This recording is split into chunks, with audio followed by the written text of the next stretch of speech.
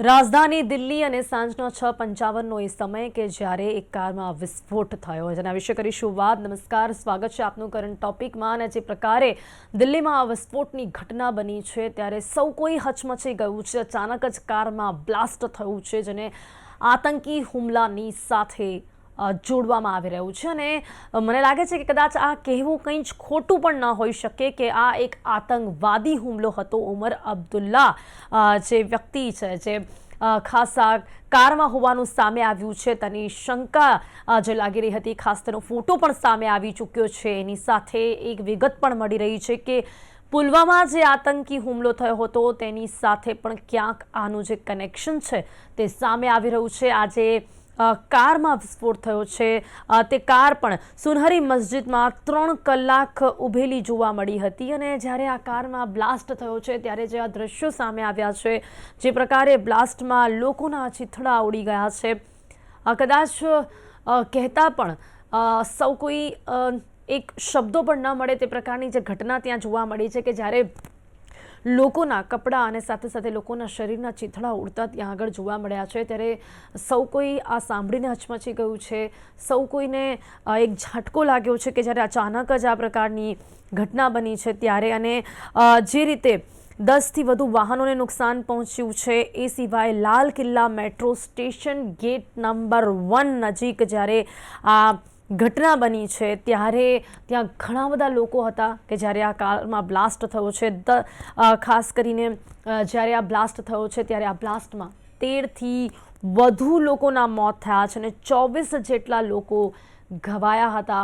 ત્યાં આગળની જે પરિસ્થિતિ જોવા મળી છે અને એની સાથે સાથે રાજધાની દિલ્હીમાં સૌ કોઈમાં એક ભયનો માહોલ જોવા મળ્યો. ત્યાં ઉપસ્થિત જે લોકો હતા, જે લોકોએ આ જોયું છે, એ લોકોએ જ્યારે આ વાત લોકોની સમક્ષ મૂકી છે, જે પ્રત્યક્ષદર્શી હતા, એ લોકો જે જણાવી રહ્યા છે કે જે આ ઘટના બની છે તેનાથી લગભગ 900 મીટર સુધીનો જે વિસ્તાર હતો એ વિસ્તારમાં ભૂકંપ જેવો આંચકો અનુભવાયો હતો. રોડ પર છત માનવ અંગો જોવા મળ્યા હતા. ઘટના સ્થળે ઘણા વાહનોના કાચ તૂટી ગયા હતા. એ સિવાય જ્યારે લોકો ત્યાં બ્લાસ્ટ પછી ગયા છે ત્યારના જે દ્રશ્યો જોવા મળ્યા છે, શરીરના અંગોના ચીથડા ત્યાં રસ્તા પર પડેલા જોવા મળ્યા હતા.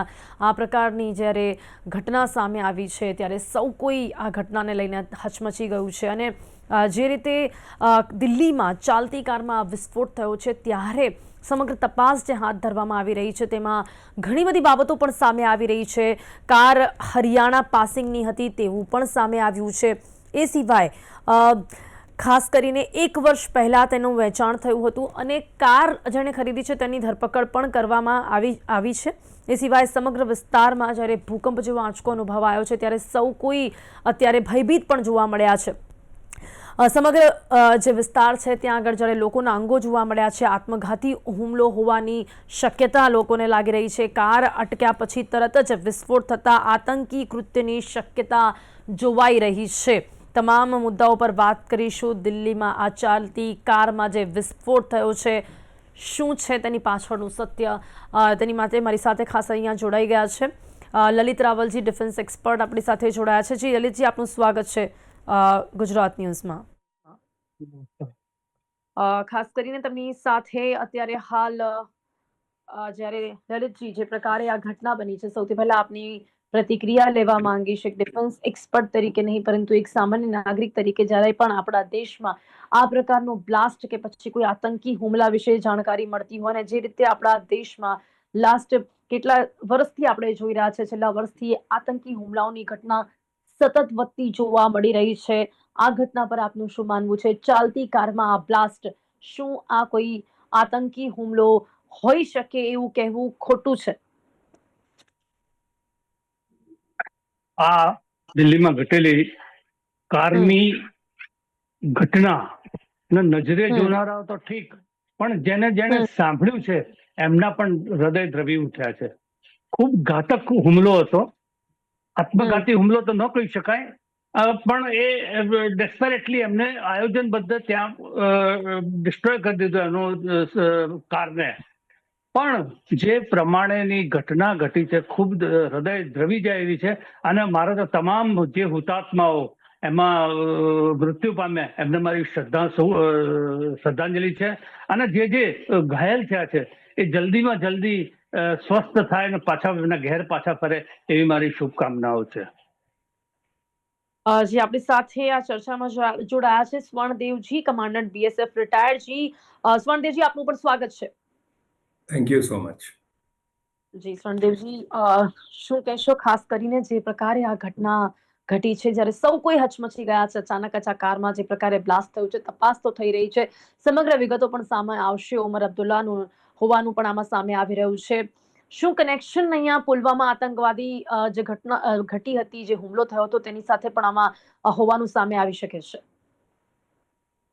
मैम अगर आप हिंदी में या इंग्लिश में जी बताएं जी तो। जी जी स्वर्णदेव जी, यहाँ पर जिस तरह ये अटैक हुआ है, जी अभी ऐसा कहा जा रहा है कि इसे आतंकवादी अटैक के साथ जोड़ा जा सकता है, बट क्या हम ये कह सकते हैं कि ये आतंकवादी अटैक ही है, ये टेररिस्ट अटैक ही है? क्योंकि उमर अब्दुल्ला जिस तरह से इसके अंदर था और जो सामने आ रहा है, और यहाँ तक कि ये भी जानकारी मिल रही है कि कुछ टाइम पहले पुलिस जो है कुछ शंका थी, इस वजह से इसके घर भी गई है, लैपटॉप भी वहां से लिया गया है चेकिंग के लिए, लेकिन फिर भी हम ये इसे सिर्फ अभी तक कहते हुए अटक रहे हैं कि ये शायद आतंकवादी अटैक हो सकता है, टेररिस्ट अटैक हो सकता है।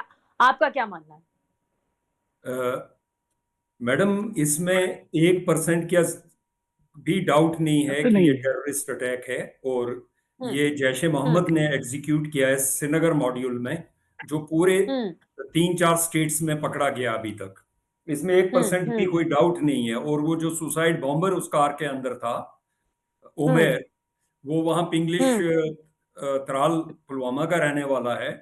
उसकी वहां तो इसमें कोई डाउट ही नहीं रह जाता। For last 29 days J&K police उसकी तलाश कर रही थी। उसके 2 और साथी डॉक्टर पकड़े गए हैं, बल्कि 3 पकड़े गए। एक लखनऊ की लेडी है और 2 डॉक्टर्स हैं, doctor Adil and doctor Muzamil, वो श्रीनगर से पकड़े गए। और इसके अलावा इनसे 3500 केजी का एक्सप्लोजिव भी पकड़ा गया है वहां पर। अल सफा यूनिवर्सिटी है वहां पर, मेडिकल कॉलेज है मेवात में, वहां से ये पकड़े गए हैं। इसमें तो कोई किसी को, अगर किसी पॉलिटिशियन को डाउट है ये करके, तो they are misleading the nation. It is 100% Jaish e Mohammed. और उस ऑर्गेनाइजेशन का नाम आ रहा है, दैट इज अंसारुल यहाँ गज़वा। पे स्वर्णदेव जी, ऐसा बताया जा रहा है इन्वेस्टिगेशन में कि फरीदाबाद टेरर जो मॉड्यूल था, उसके बाद ये कहीं जल्दबाजी में था और उसको अरेस्ट ना कर लिया जाए, इसीलिए उसने वही कार में ब्लास्ट कर दिया। क्योंकि जो उमर अब्दुल्ला जो यहाँ कार में दिखा गया है, वो एक आतंकवादी है, ये हर कोई जानता है। बात ऐसे है कि ये जल्दबाजी में था। ये उस कॉलेज से, मेडिकल कॉलेज से, he was absconding for 2 days there.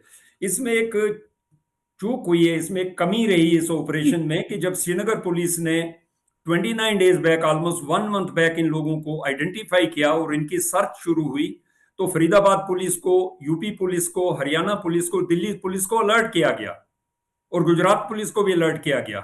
लोगों ने, फरीदाबाद पुलिस ने और हरियाणा पुलिस ने अगर ईमानदारी से काम किया होता, तो ये कार भी रिकवर हो जाती और उमर भी पकड़ा जाता। That has not happened.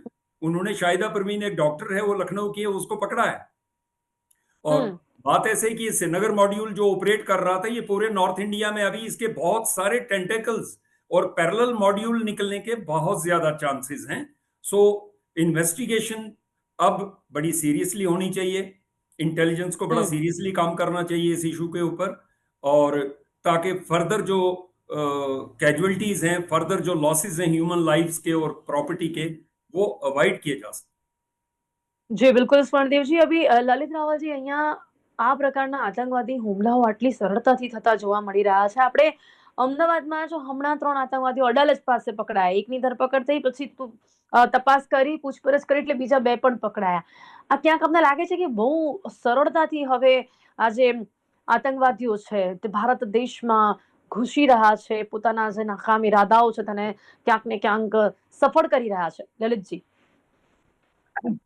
આપે કીધું એમાં હું એક થોડો ઉમેરો કરું કે આતંકવાદીઓ બહારના દેશોમાંથી ઘૂસતા નથી, કે ઘૂસવાની હિંમત પણ ન કરે.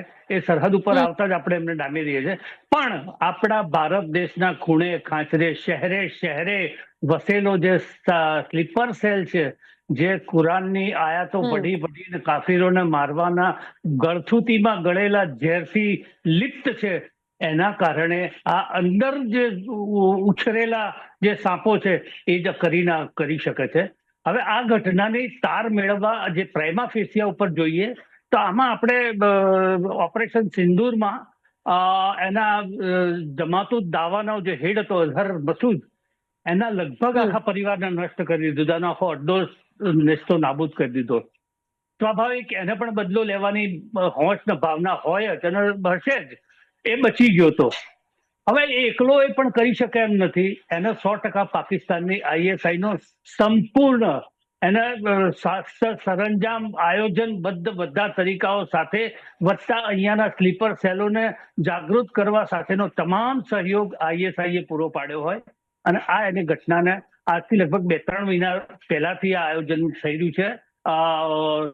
ઓપરેશન સિંદૂર ઘટના થયા પછી કાશ્મીરી ત્રાસવાદીઓમાંથી જે પકડાણા 2 ડોક્ટર છે અને 1 લેડી ડોક્ટર છે, ત્રણ હાઈલી ક્વોલિફાઈડ ડોક્ટર, 1 સ્પેશિયાલિસ્ટ છે, 2 MBBS છે. હવે આટલું ઉચ્ચ ભણેલા લોકો પણ આમાં કેમ સપડાતા છે?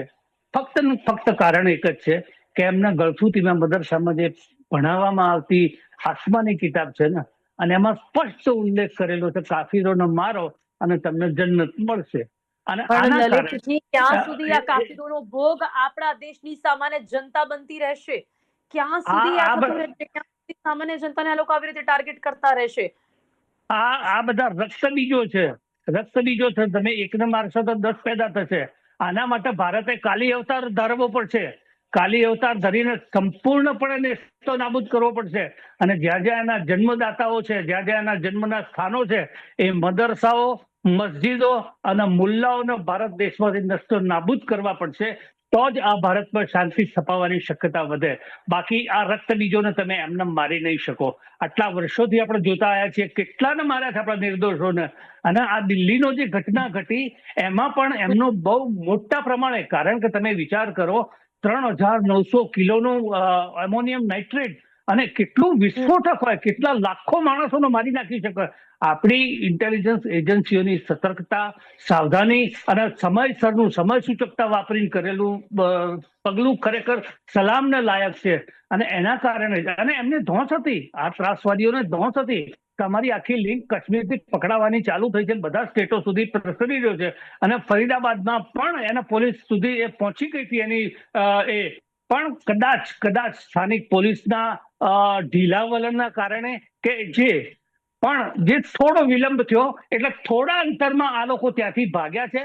અને ભાગતા પણ એમનો આયોજન મને લાગે છે ત્યાં સુધી એવું હતું કે કોઈ મોટા પ્રમાણમાં હુમલો કરવો અને મોટા પ્રમાણમાં જાનહાનિ થાય એવું કરવું. પણ રસ્તામાં ગ્રીન સિગ્નલ, રેડ સિગ્નલ પાસે જ એમને થયું કે હવે આપણે ક્યાંક ને ક્યાંક ચેકિંગમાં પકડાઈ જઈશું. એટલે હડબડાટમાં આવી ડેસ્પરેટ રીતે એમને ત્યાં રસ્તામાં ચાલતી ગાડીએ બ્લાસ્ટ કર્યો, અને એટલા કારણે જ 3 મરી ગયા છે. બાકી જો એમને સુસાઇડલ એટેક કરવા તો સુસાઇડલમાં પોતાના 3 એસેટ ન વાપરે, એમનો એક જ એસેટ જાય ને સુસાઇડલ થઈને આવી જાય, બધાને પથવી આવે. પણ 3 હતા. એટલે મારું માનવું એવું છે કે એમાં આ તાત્કાલિક એમને કરવો નહીં હોય, ક્યાંક આગળનો એનો પ્રોગ્રામ હશે, અને ક્યાંક આગળનો બહુ મોટા પ્રમાણનો જાનહાનિનો ઈરાદો હશે. એ આપણે કદાચ આ ધોંસના કારણે એને અટકાવી શક્યા. जी, स्वर्णदेव जी, आप शायद थोड़ा बहुत ललित जी की बात को समझ पाएँ कि कहीं न कहीं ये आत्मघाती हमले से ज़्यादा ये एक बात ये थी कि जिस तरह से इसमें पाया गया है अमोनियम नाइट्रेट फ्यूल और डेटोनेटर, सबसे पहले तो ये कितने विस्फोटक होते हैं पदार्थ, और ये कैसे यहाँ तक पहुँचे होंगे? कहीं न कहीं बात सुरक्षा बंदोबस्त को लेकर भी खड़ी होती है।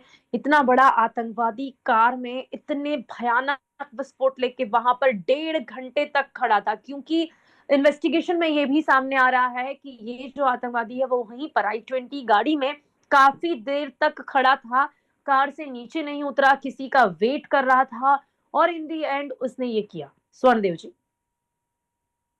बात ऐसे है कि मैंने पहले ही आपसे बताया, रिक्वेस्ट किया कि जो ये ब्लास्ट हुआ है दिल्ली में, जो car bomb, suicide car bomb blast हुआ है, ये प्रिवेंटेबल था। 29 डेज से ये प्रिवेंटेबल था। दूसरा पार्ट का आपका, इसमें लापरवाही दिल्ली पुलिस की भी है। उनको पता था कि एक हाई अलर्ट की सिचुएशन है। डॉक्टर उमर अभी पकड़ा नहीं गया है, डॉक्टर आदिल पकड़ा गया है, डॉक्टर मुजम्मिल पकड़ा गया है, शाहिदा खालिद पकड़ी गई है डॉक्टर। लेकिन इसके बारे में किसी को कोई चिंता नहीं थी, ना फरीदाबाद पुलिस को थी, ना हरियाणा पुलिस को थी, ना दिल्ली पुलिस को थी। और ये 3 घंटे अगर पार्किंग में खड़ा रहा है तो it is definitely, it points to the laxity in Delhi police की जो ऑपरेशनल कैपेबिलिटीज हैं, उस पर शक पैदा होता है।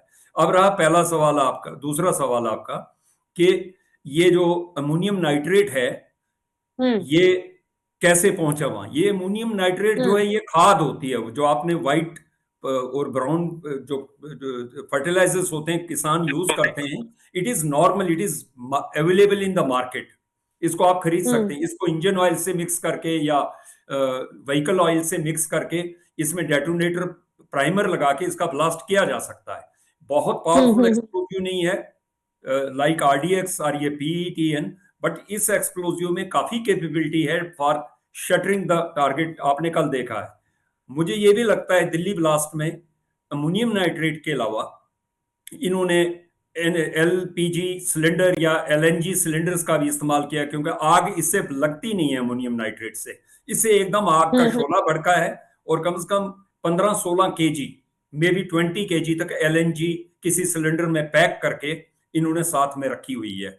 अब सवाल पैदा होता है आपका कि ये पूरा बाकी जो हथियार हैं जैसे AK-47 हैं, पिस्टल्स हैं, डेटोनेटर्स हैं, ये सारे और आरसीज हैं। The most important part is the remote control devices, जिससे आप दूर से मोबाइल के साथ या किसी रेडियो सेट के साथ ब्लास्ट कर सकते हैं। वो जो इक्विपमेंट है वो वैली से आया है। अब वो वैली से कैसे आया ये तो देखने की, डॉक्टर्स के पास एक्सेस कैसे हुई।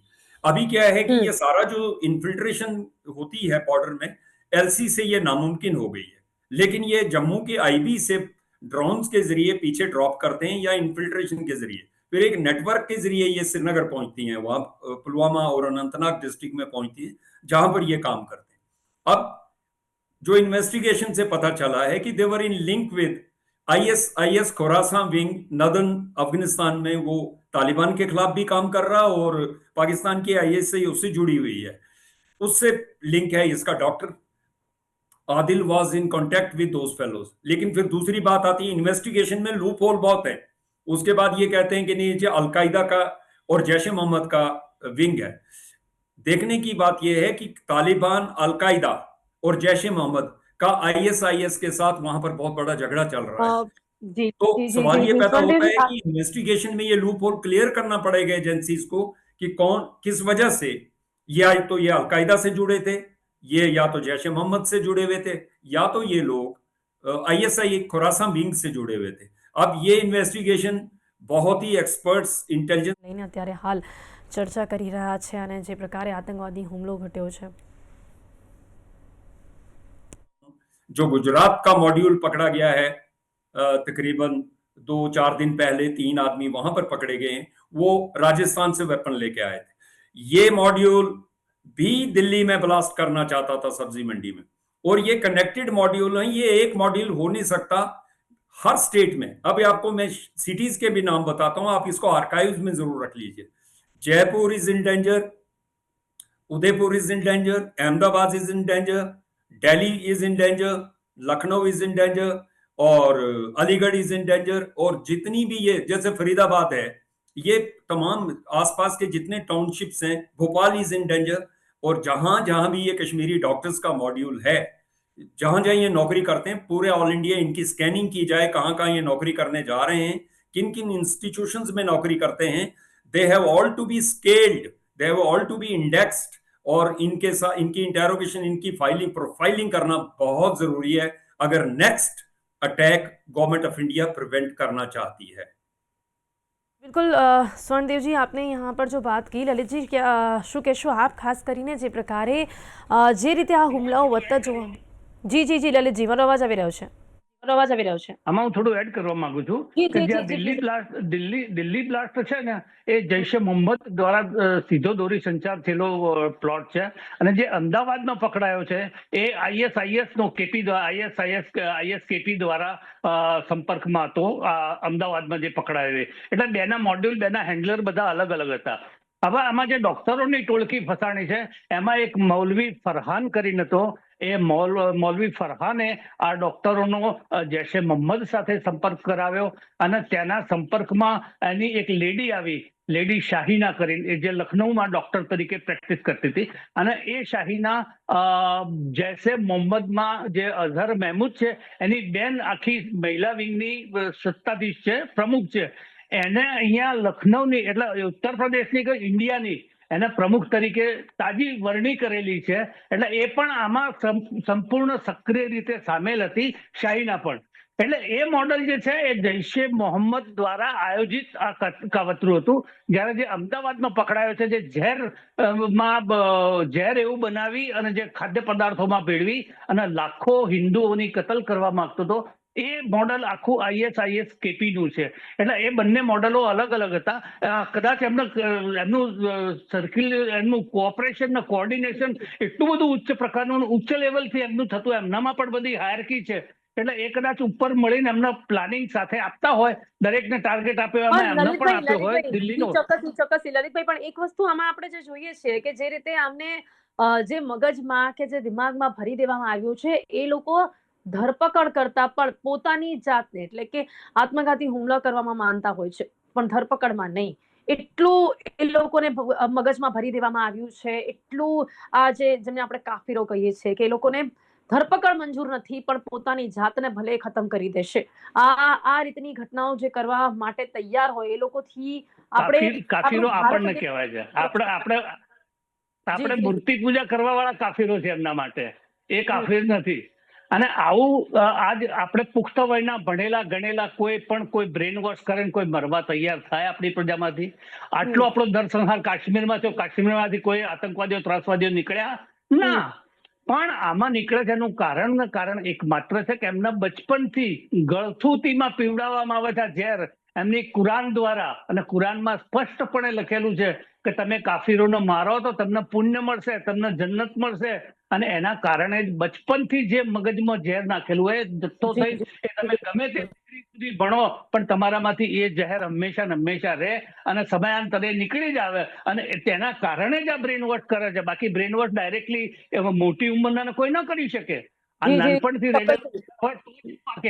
जी जी जी, स्वर्णदेव जी, क्या कहेंगे आप अंतिम में? यहाँ इन्वेस्टिगेशन में और क्या बातें बाहर आ सकती है? ये तो जो अमरतुल्लाह है, चलो ये आतंकवादी जो था वो तो वहीं पर खत्म हो चुका है, लेकिन इस हमले के, इस अटैक के बाद हमें हमारे देश की सुरक्षा को लेकर कितना अलर्ट होने की जरूरत है? क्या इन्वेस्टिगेशन में और बाहर आ सकता है? क्या लगता है आपको स्वर्ण जी, क्या कहेंगे अंत में?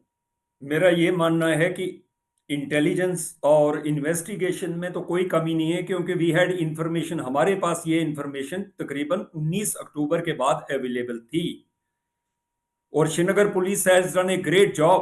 उनके अगर मुझे इजाजत दें तो मैं आपको नाम पढ़ के बता देता हूं कौन कौन से आदमी अरेस्ट हुए हैं। थोड़ा सा जल्दी से जी, हमारे पास समय थोड़ा सा कम है स्वर्ण देव जी। ओके, तो मैं नाम, कम से कम at least 12 people have been arrested there. उसकी वहां की इन्वेस्टिगेशन से ही ये फरीदाबाद का लिंक, लखनऊ का लिंक, सहारनपुर का लिंक, और इसके अलावा ये दिल्ली का लिंक निकला है सामने। अब सवाल पैदा होता है कि ये श्रीनगर लिंक में भी जो डॉक्टर आदिल है ये बताता है, मैं आईएसआईएस ने पहले मोटिवेट किया, वहां उनसे मैंने मॉड्यूल लिया, उसके बाद मैंने तहरीक तालिबान पाकिस्तान के साथ संपर्क कायम किया। ये बात कुछ जमती नहीं है, इसलिए ये गुजरात का जो मॉड्यूल है, जो ये पकड़ा गया है, अपने आप को आईएसआईएस का मॉड्यूल बोलता है, लेकिन उनका ब्लास्ट करना भी सब्जी मंडी दिल्ली में, एक बहुत बड़ी कॉलोनी है, बहुत बड़ी भीड़ भड़के वाला एरिया है, वहां पर वो ब्लास्ट करना चाहते हैं। तो ये जो इंटेलिजेंस असेसमेंट में कर सकता हूं कि ये पूरे नॉर्थ इंडिया में बहुत सारे मॉड्यूल्स वर्कआउट कर रहे हैं। इस मॉड्यूल में ये श्रीनगर से कंट्रोल नहीं हो रहा था, ये जो मेन कंट्रोलर हैं इसके, अभी तक उसके बारे में कोई जानकारी जी बिल्कुल, और अभी ये जानकारी लेना बहुत जरूरी है। जी हाँ, ब्यूरो हो और हमारी सुरक्षा एजेंसियों को सतर्क होने की जरूरत है बहुत क्योंकि जरूर। काफी सारे ऐसे संगठन और मजबूत होते दिखाई दे रहे તો સમય અહીંયા સમાપ્ત થાય છે. લલિતજી, સ્વર્ણદેવજી, આ બંને મારી સાથે ચર્ચામાં જોડાયા તે બદલ આપનો ખૂબ ખૂબ આભાર. Thank you so much. Thank you ma'am. તો દિલ્હીમાં ચાલતી આ કારમાં વિસ્ફોટ, આ એક આતંકવાદી હુમલો જો છે અને જે રીતે તપાસમાં સામે આવી રહ્યું છે, કેટલા સમય સુધી જે આ આતંકવાદી છે તે ગાડીમાં બેઠો રહ્યો છે અને ત્યારબાદ તેને વિસ્ફોટ કર્યો છે, પરંતુ આનું કંઈક મોટું પ્લાન હતો. હજી પણ આને કંઈક વધારે મોટી એવી જગ્યા ઉપર આ વિસ્ફોટ કરવો હતો જેથી કરીને વધારે લોકોની આ જાન લઈ શકીએ, પરંતુ આપણી સુરક્ષા જે એજન્સીઓ છે અને જે ઇન્વેસ્ટિગેશન પોલીસની વાત કરીએ કે પછી ખાસ ઘણા સમયથી તેની જાણકારી મળી રહી હતી, જેના કારણે આપણે ક્યાંક આને અટકાવી શક્યા છીએ અને તેની સાથે જેવી આશા રાખી છે કે આવા આતંકી સંગઠનો જો મજબૂત થતા જોવા મળી રહ્યા છે, જે સરળતાથી આપણા દેશના નાગરિકોને ટાર્ગેટ કરી રહ્યા છે, તેમને રોકવા માટે, તેમના ઇરાદાઓને નિષ્ફળ કરવા માટે સૌ કોઈએ, એટલે ખાસ કરીને પોલીસે અને તેની સાથે હું કહીશ કે સ્થાનિક પોલીસોએ પણ વધુ મજબૂત થવાની જરૂરિયાત છે. તો કરંટ ટોપિકમાં અત્યારે બસ આટલું જ. ફરીથી મળીશું એક નવા વિષયની સાથે. ત્યાં સુધી રજા આપશો. નમસ્કાર.